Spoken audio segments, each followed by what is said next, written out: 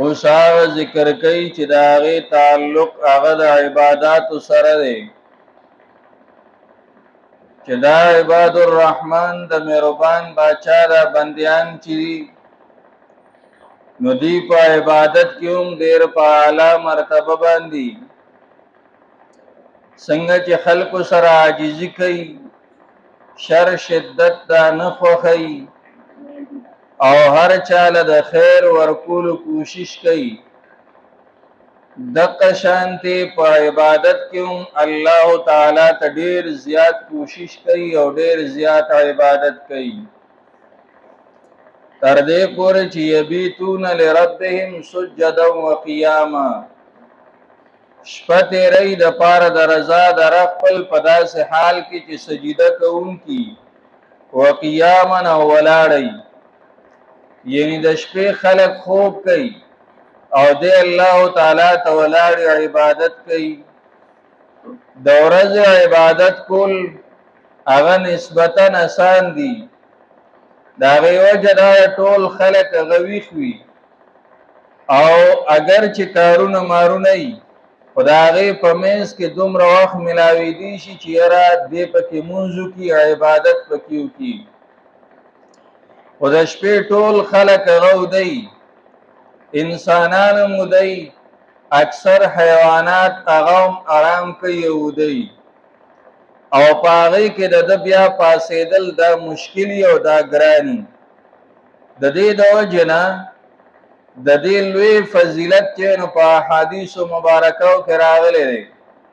او د مؤمنانو صفت دا راغلي چې دې به تهجد کوي او پاسیبا یبیتون لربهم سجدا وقیاما شپه تیری د پاره در خپل سجدن په داسې حال کې چې سجده کوونکی وقیاما ولاړ علما وایي یو انسان هغه د پښمنی نشي پاسې دی او د ماسختن منځو کې او دا هغه منځ درسته یو 2 رکعات او کې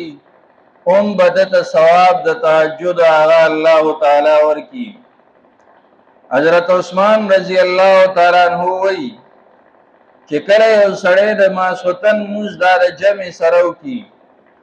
نو دته د نیمه شپې د عبادت ثواب ملو شو او چې بیا د سار منځ هغه د جمع سره وکي نو د ټول شپې د عبادت ثواب ورته ملاويږي ځکه د سار منځ جمع سره کولم ګران دي او په دې لندو شپو کې او په دې ګرمه کې د ماسختن ناموزم جمع سره کول ګران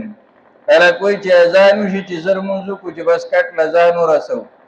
او چې لا بیا یخه کمرې بیا خامخا چې سړی وي چې ځان ورلا ورسوما او دې بیا هم راضي او چې د جمع سره مونږ کوي دا چې په د الله تعالی احسان دی خدای کې دا یاد وساته دغه 2 رکعات چې د ماسختن د موز نه رسلو کوي یا د ماسختن او د سار د موز چې د جمع سره او کې ټیک د پدې باندې به ثواب ملو شي او چې کوم روحانيت او کوم درجه هغه په اصلي تهجد ملاويږي چې پښمنی کې پاسېدل دي هغه درجه او هغه روحانيت هغه په دې باندې نه ملاوي دې د وجنه دا غي اهتمام کول پکار دي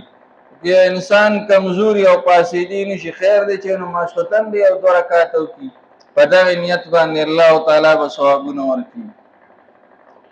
والذین کسان یبیتون چشپتیرای لربهم د پاره د رضا در خپل سجدن په داسې حال کې چې سجده کوونکی او قیاما او په داسې حال کې چې ولاړی درس ختم